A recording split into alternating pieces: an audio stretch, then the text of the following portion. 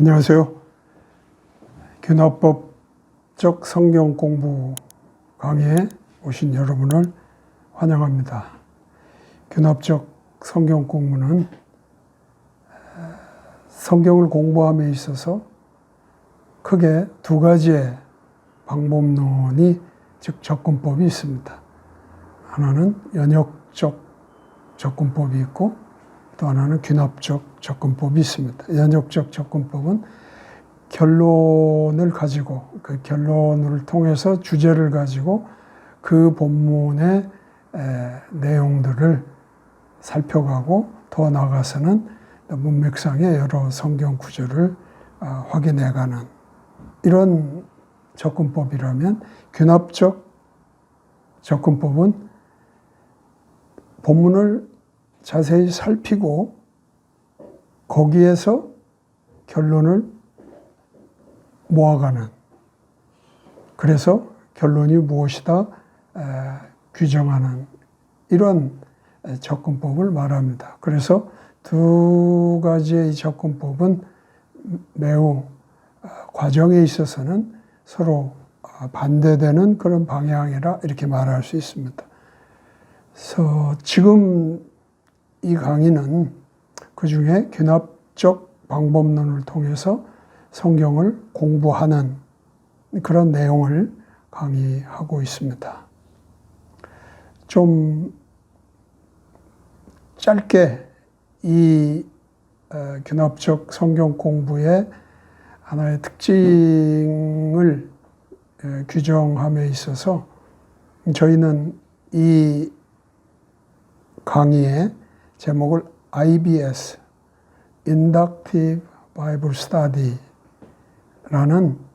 영문 표기의 약자를 통해서 균합적 성경 공부를 IBS라는 약칭으로 사용하고 있습니다. 균합적 성경 공부를 지금 이 과정에서 다룸에 있어서 매우 첫 번째 특이점은 관찰, 해석, 적용이라고 하는 이 세 가지의 과정 또는 이 단계를 뚜렷하게 구분하여서 하나하나를 샅샅이 살펴보는 것이 이 강의 균합적 성경 공부의 첫 번째 특징이라고 말할 수 있습니다. 여러 번 언급했습니다마는 우리는 성경을 대하면서 많은 시간 동안 익숙하게 성경을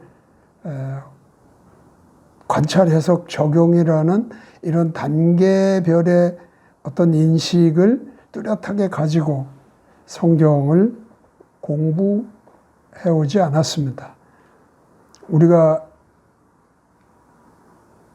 신앙 외에 어떤 일반 그 사회 삶에서 마땅히 우리가 익숙한 어떤 하나의 방법이 있다면 모든 것을 내가 알고 있는 어떤 것을 하나로 묶어서 이렇게 활용하고 또 그렇게 보는 이런 것들에 익숙해 있던 바 성경을 공부함에 있어서도 그런 것들을 우리가 자연스럽게 사용해 왔다고 봅니다. 그래서 성경의 그 귀한 어떤 진리의 포인트들을 우리가 너무 익숙한 데에만 젖어 성경을 살펴보았지 않았나 하는 생각이 듭니다. 특별히 균합적 성경 공부의 어떤 방법론을 가지고 성경을 대한 그런 사람들은 아마 그런 느낌을 공감하리라 생각합니다.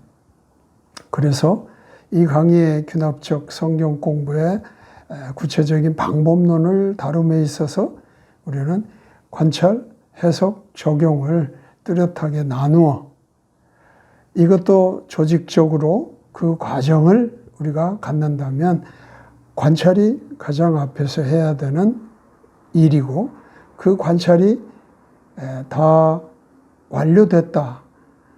근데 공부하는 사람의 관점이 합니다마는 다 끝났다고 보면 이제 그 다음 단계인 해석으로 넘어가야 된다. 마찬가지로 해석도 맞춰지면 이제 그것을 적용 관점으로 적용의 단계로 넘어가서 균합적 방법론을 통해 성경을 공부하는 걸 접근한다면 이 세 단계가 차례대로 조직적으로 잘 이어져 결국 적용어까지 공부된 것을 결국 사람들에게 가르치는 이런 자리에 나아갈 수 있도록 돕는 것이 이 균합적 성경 공부의 최종적인 목표라고 하는 것은 앞에서도 설명드린 바 있습니다.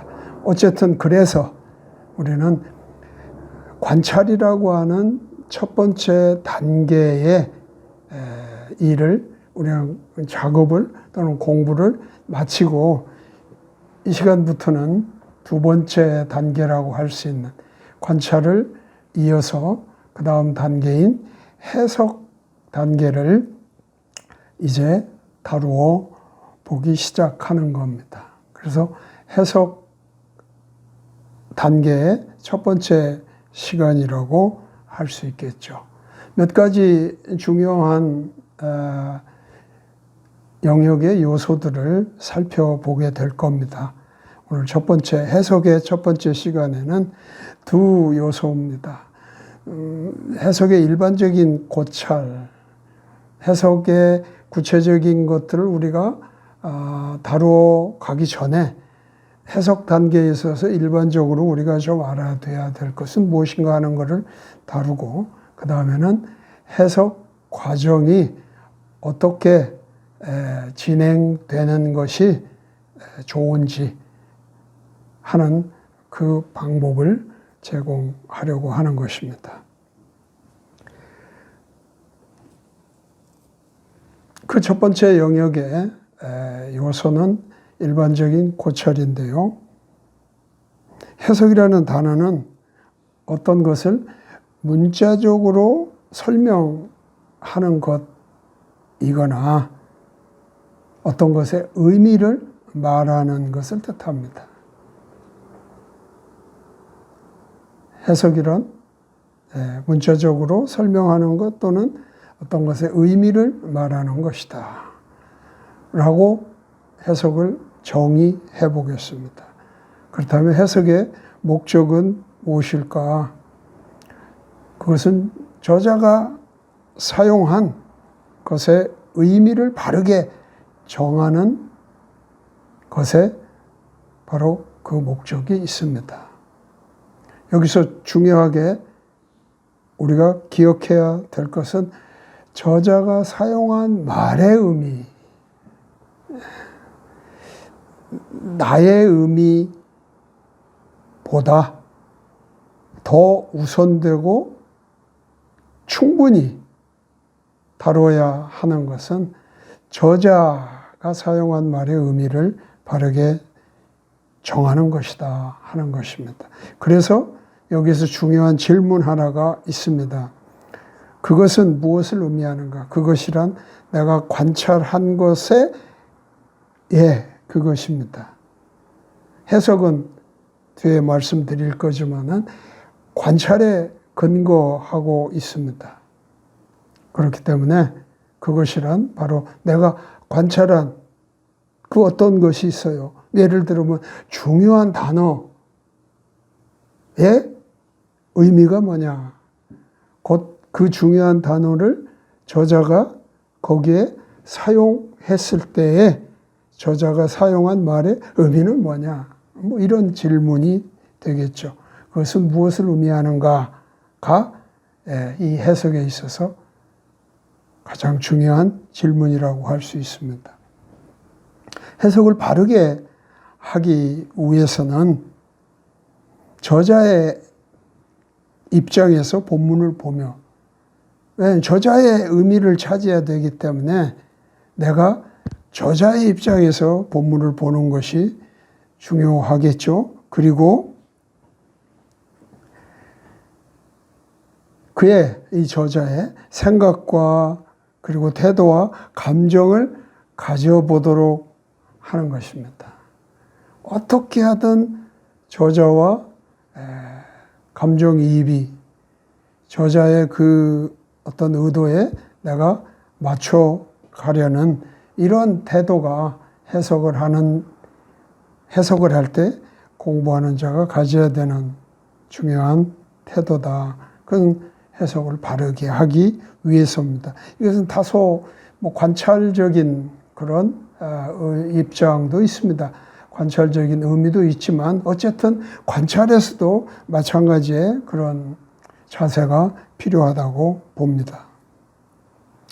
그래서 이 내용을 조금 더 보면 저자의 경험을 내 입장에서 재창조해보라 하는 구체적인 그러한 것을 제시할 수도 있습니다. 저자의 경험을 내 입장에서 재창조해보는 것이 필요합니다.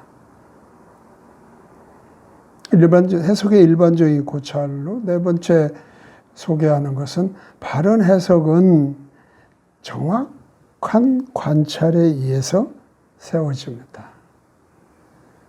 그냥 관찰에 의해서 세워집니다로 말해도 크게 의미의 내용은 손상이 없을 것입니다만은 좀 더 해석이 바르게 잘 되려면 정확한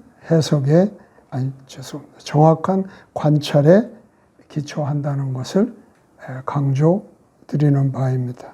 그래서 관찰과 해석은 매우 밀접한 관련이 있음을 알 수 있습니다. 그리고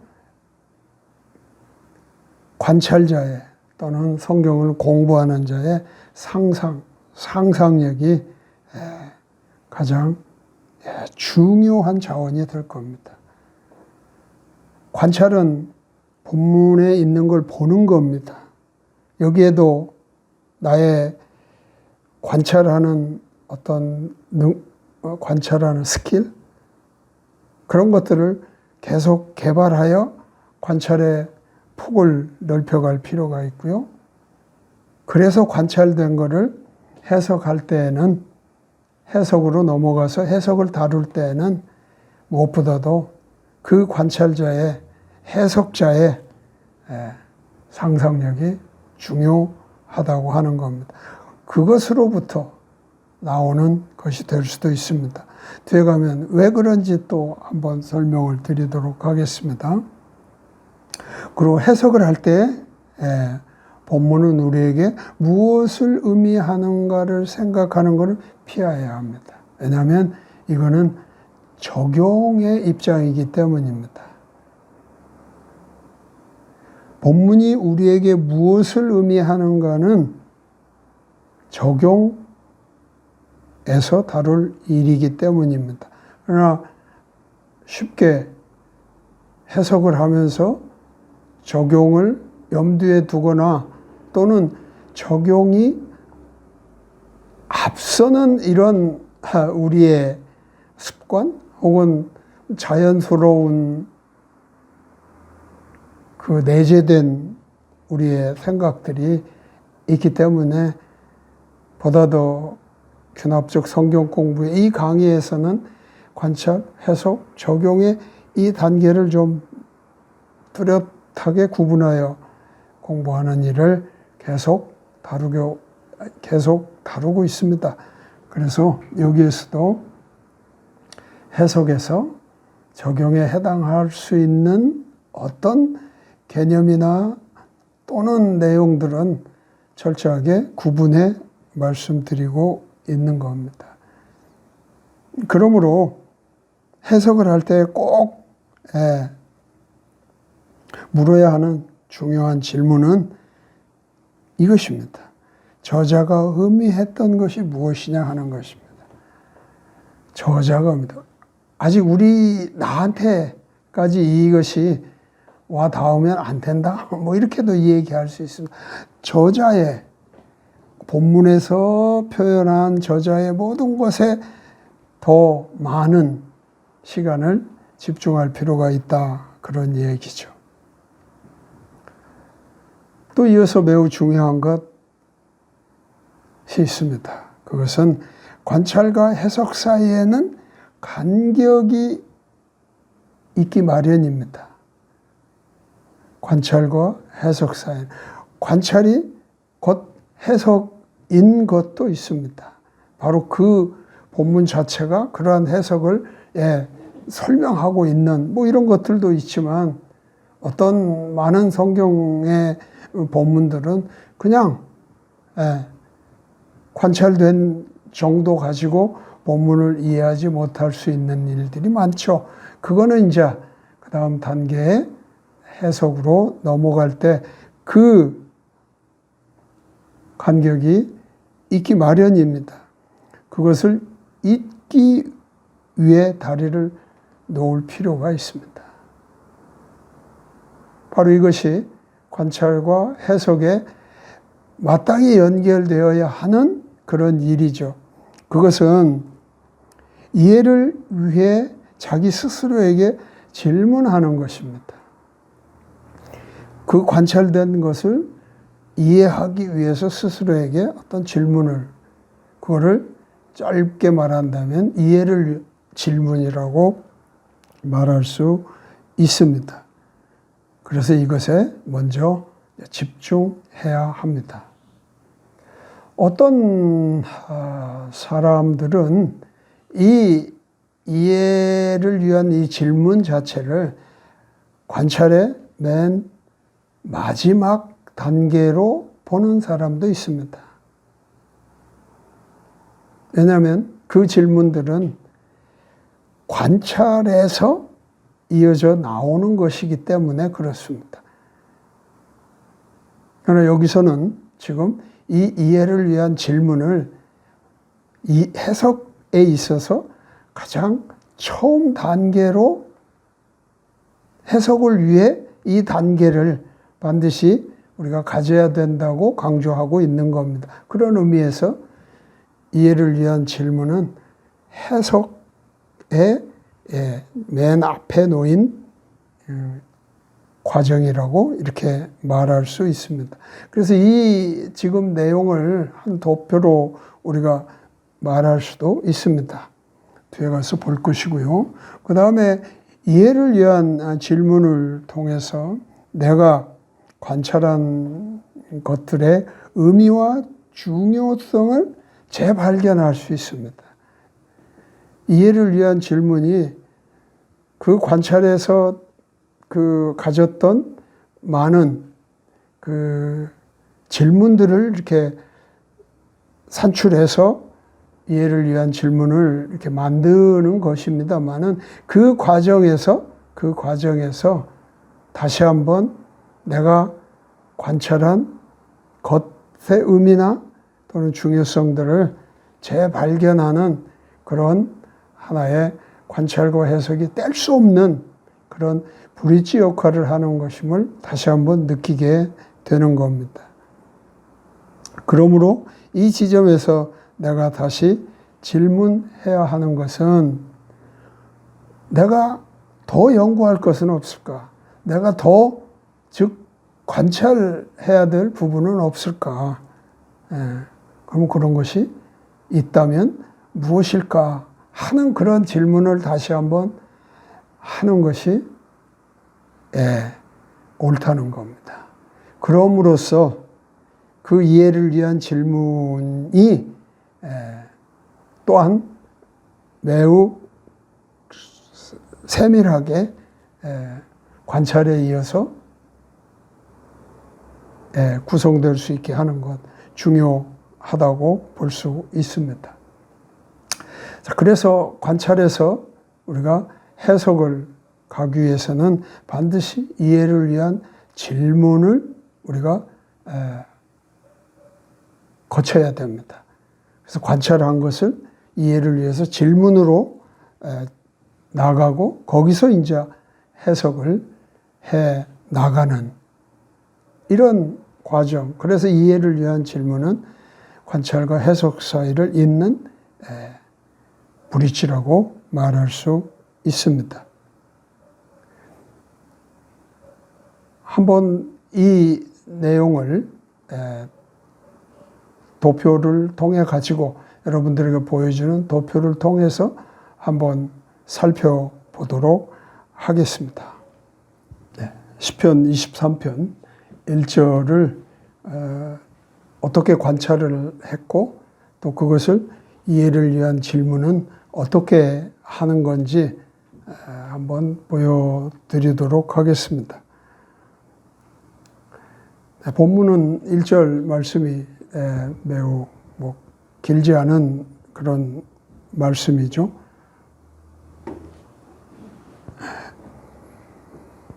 주는 나의 목자시니 킹제임스 버전으로 이야기를 하는 겁니다. 주는 나의 목자시 내게 부족함이 없으리로다. 이 말 구절인데 이거를 두 구문으로 나누어 가지고 관찰한 내용이 왼쪽에 나와 있습니다. 본문을 충분히 관찰은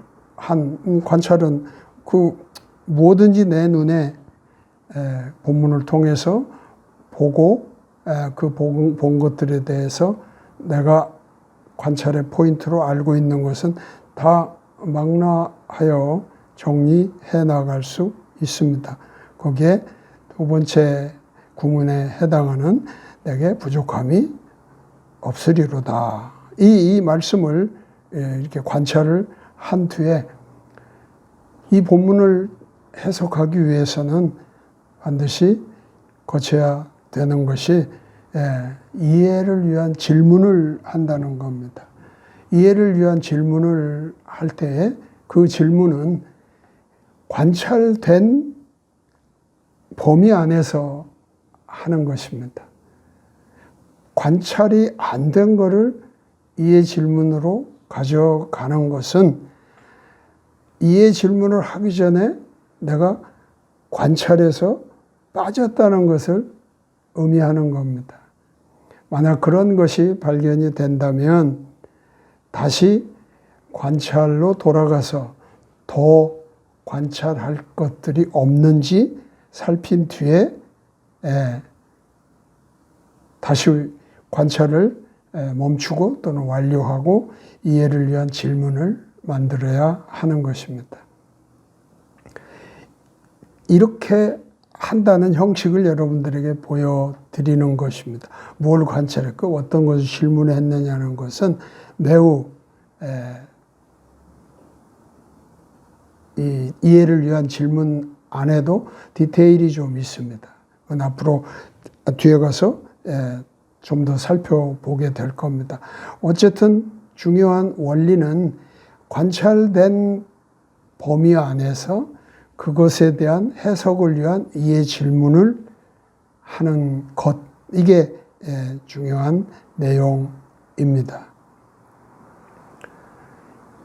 그것 안에서 또한 이해를 위한 질문 안에서 무엇을 결국 해석해야 될 것인지를 결정하는 일이 또한 과정에서 필요한 것입니다.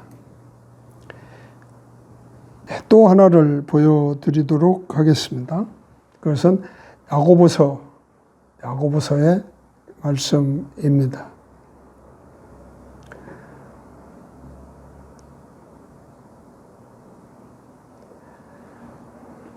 야고보서의 말씀 내용에는 아까 시편 23편 1절은 관찰과 이해를 위한 질문, 즉 한 노트에 두 칼럼을 만들어서 관찰과 이해를 위한 질문을 보여드렸다면 야고보서 3장 6절로 8절의 말씀을 가지고 관찰과 이해를 위한 질문으로 가는 것은 한 노트 안에 세 칼럼을 세 칼럼을 나누어서 봅니다. 그래서 맨 왼쪽에는 관찰한 내용과 가운데에는 본문을 기록하는 것입니다. 그리고 본문을 가운데 칼럼에 기도하고 그 다음에 오른쪽에는 이해를 위한 질문을 갖게 됩니다. 가운데 성경 본문을 옮겨서 이 관찰하기 위한 이 노트를 작성을 할 때 아주 그 간단한 그 기계적 구조로 이 본문을 설계하는 것이 하나의 특징입니다. 그래서 그 본문을 그렇게 설계해 놓으면 관찰하는 데 있어서 좀 더 유리하게 또는 보다 더 관찰을 잘 할 수 있는 그런 조건을 갖추는 것이 됩니다. 그래서 그 본문을 이제 관찰을 또한 세밀하게 한 뒤에 이제 결국은 그 관찰된 내용을 가지고 이해를 위한 질문을 만들게 됩니다. 이해를 위한 질문을 만드는 또는 이해를 위한 질문을 하는 내용들을 소개해 드리고 있습니다. 당연히 관찰을 통해서 이해를 위한 질문을 만들 때 먼저 그 이해를 위한 질문의 소스는 관찰하면서 우리 안에 나오는 것들이 자연스럽게 있습니다. 뭐 그런 것들이 결국 해석을 위한 하나의 단초가 되기 때문에 그런 것들을 중심으로 이해를 위한 질문을 만들어 나가는 이런 것들이 필요합니다. 그래서 지금 이야기하고 있는 여러 가지 그 내용들은 지금까지 얘기한 해석에서 일반적인 고찰은 결국 하나의 해석의 과정으로 가는 데 필요한 해석을 위한 그러한 이해 이런 것들이 지금 소개되고 있다는 것을 말씀드리게 되는 것입니다. 물론 이것이 그냥 그 하루아침에 혹은 그냥 생각하면 바로 될 수 있는 뭐 이런 것은 아니라는 것 잘 알고 있습니다.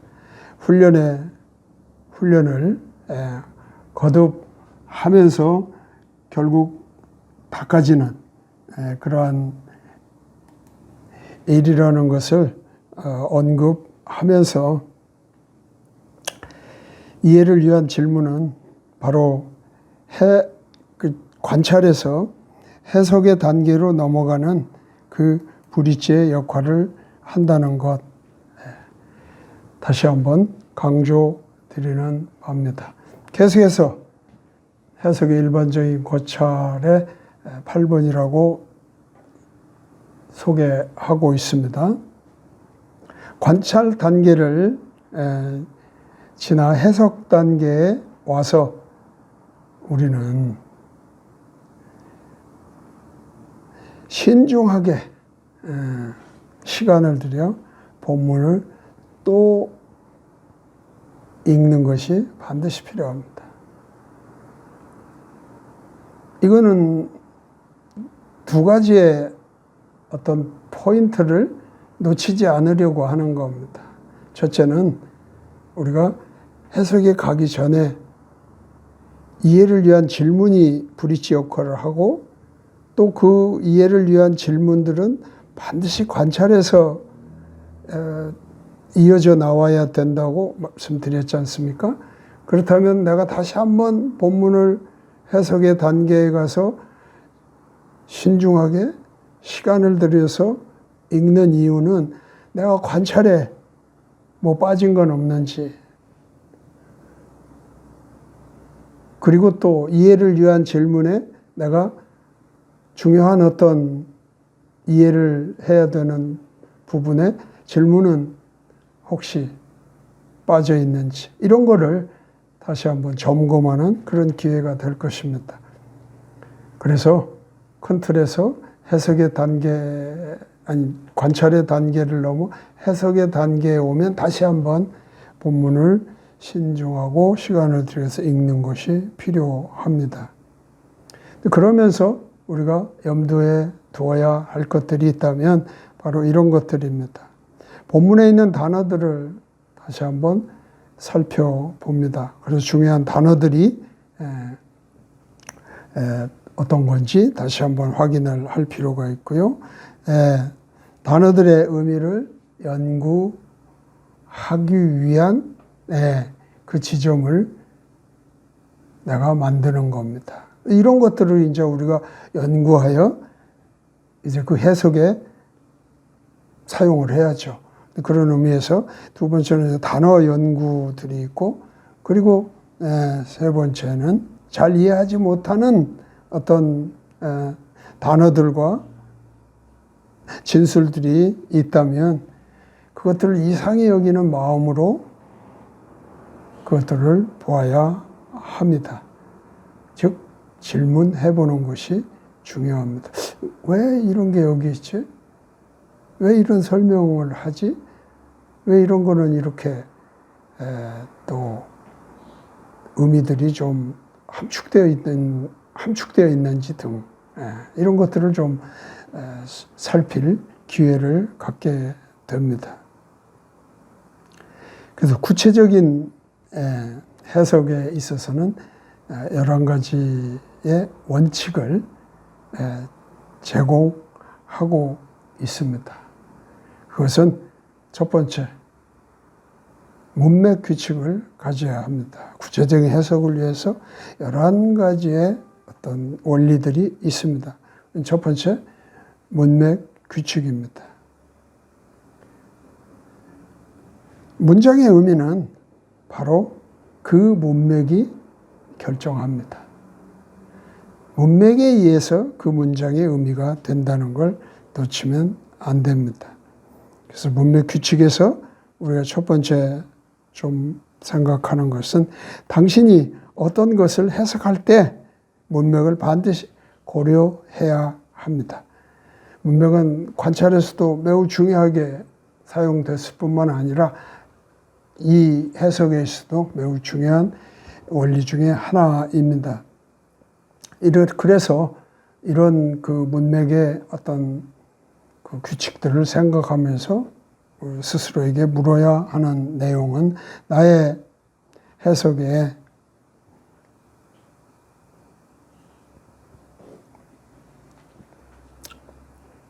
책의 주제나 목적과 그다음 구조에 일치하는가. 나의 해석이 책의 주제와 목적과 구조에 일치하는지를 우리가 한번 물어봐야 됩니다. 해석을 하면 또는 할 때.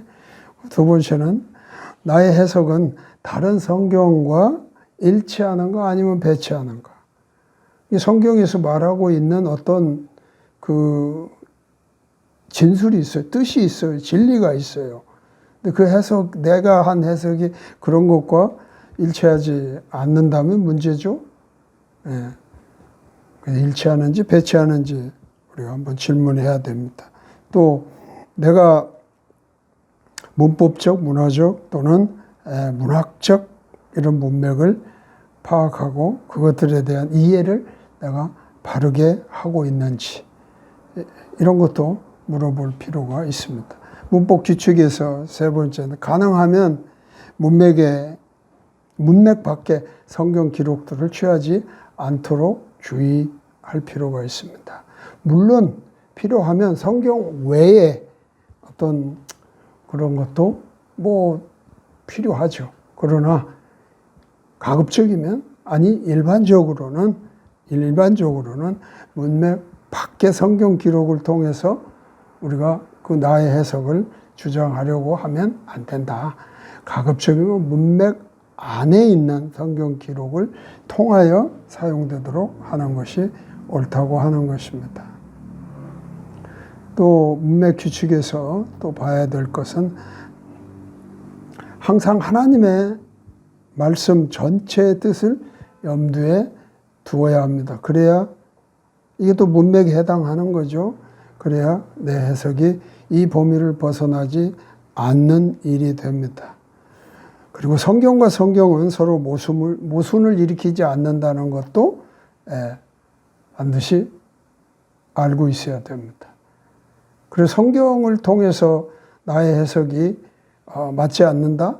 나의 해석이 뭔가 틀림이 있다고 생각하면 내 해석을 거둘 필요도 있습니다. 왜냐하면 성경과 성경은 결코 모순되지 않기 때문에 또 나의 해석 또는 의미의 주장이 분명하지 않은 성경 구절들에 그 근거를 두지 않도록 해야 됩니다. 우리는 성경을 공부하는 이유는 내가 가르치는 것이 성경에 있는 것이어야 한다는 철저한 원칙 하에서 이루어지는 겁니다. 만약에 나의 주장이 성경 밖에서는 옳은데 성경 안에서는 옳지 않다면 당연히 나의 해석, 나의 주장은 버려야 할 수도 있습니다. 버려야 할지도 모릅니다. 성경 안에 그 근거를 두는 것이 옳습니다. 또 다섯 번째는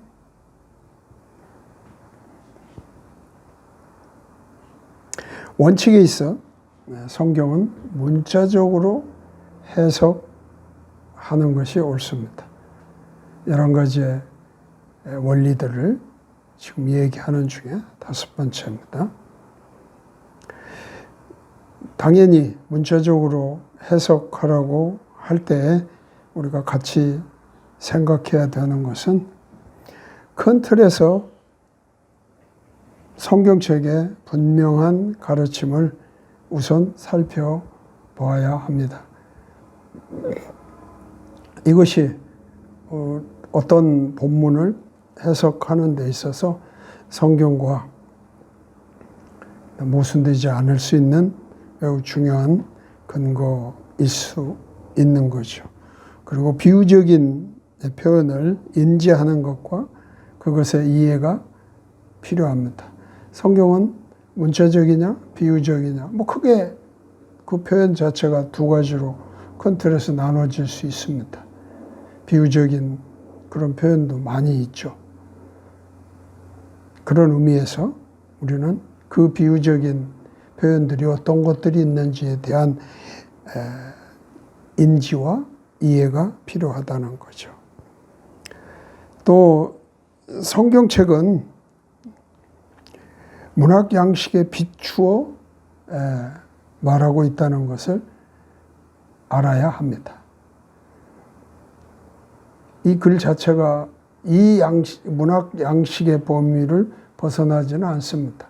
어떤 문학 양식이냐는 것을 규정하는 것은 좀 또 다른 일이기는 하지만 어떤 성경책도 문학 양식에 어긋난 또는 그것과 전혀 무관한 그런 것들을 우리가 상상할 수는 없습니다. 그리고 문법적으로 성경을 해석하는 것이 필요하고 중요합니다. 문법적으로. 왜 문장을 표현한 것은 문장의 구조가 문법적으로 되어 있다는 것은 마땅한 일이기 때문에 그렇습니다.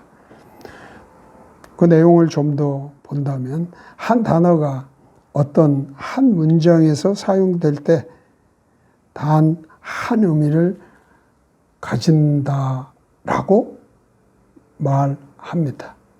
이때 그 한 의미를 보여주는 단어를 특별히 용어라고 표현합니다.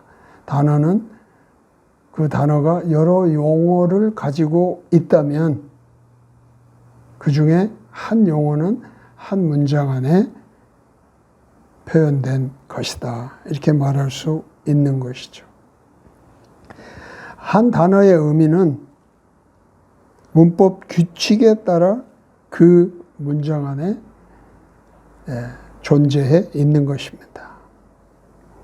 또 한 단어의 한 의미는 문맥에 의해서 파악됩니다.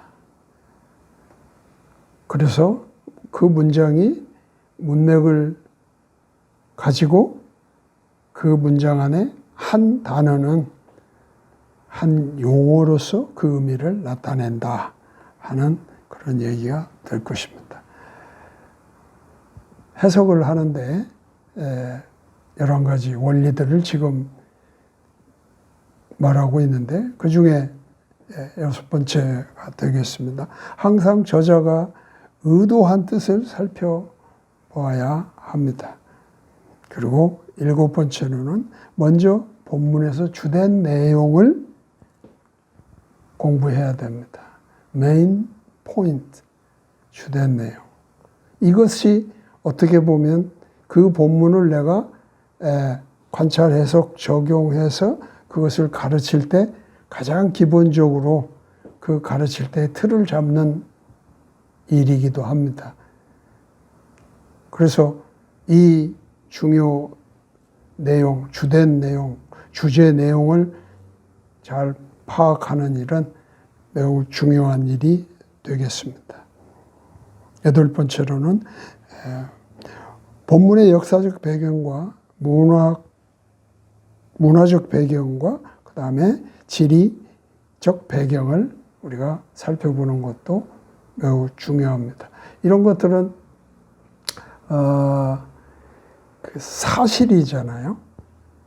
사실 위에 이제 성경의 그런 내용들을 기록해서 그 의미들이 무엇인가를 우리가 찾아갈 때 바로 이 배경들, 역사적이고 문화적이고 지리적인 배경들은 그 의미를 드러내 주는데 귀한 실마리가 될 수 있기 때문입니다.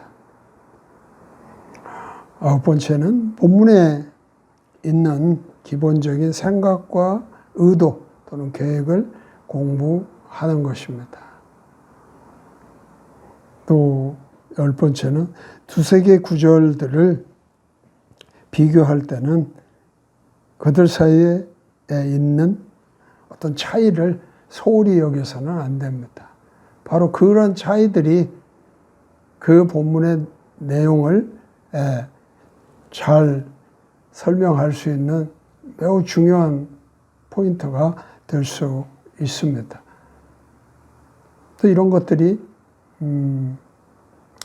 소홀히 되지 않도록 관찰에서도 염두에 둬야 될 것이지만 해석에 있어서도 귀한 그 해석의 잘되고 못됨을 규정할 수가 있습니다. 11번째는 본문에서 생각의 논리적 흐름이 있다면 그것을 주의해서 면밀히 살펴보는 일이 중요합니다. 해석에 있어서 관찰과 깊이 연관되는 부분들이 많이 있습니다. 관찰에서도 염두에 두고 그 중요 관찰 포인트로 해야 될 것들은 또한 그렇게 관찰됐을 때 그것을 해석 단계로 넘겨서 해석에서 면밀히 조사하고 그것들을 규정하는 일이 꼭 필요합니다. 이런 해석의 규칙 해석을 위해서 우리가 두어야 될 그런 규칙의 원리들을 이런 걸 소개해 드렸습니다. 다 한꺼번에 기억할 수는 없지만 이런 것들에 대한 이해를 우리가 좀 더 깊이 가지고 간다면 해석에 있어서 원만한 또는 해석에 무리 없는, 무리라는 것은 사적인 해석이 될 수 있는 것들을 방지하는 그런 매우 중요한 역할들이 될 것이라 믿습니다.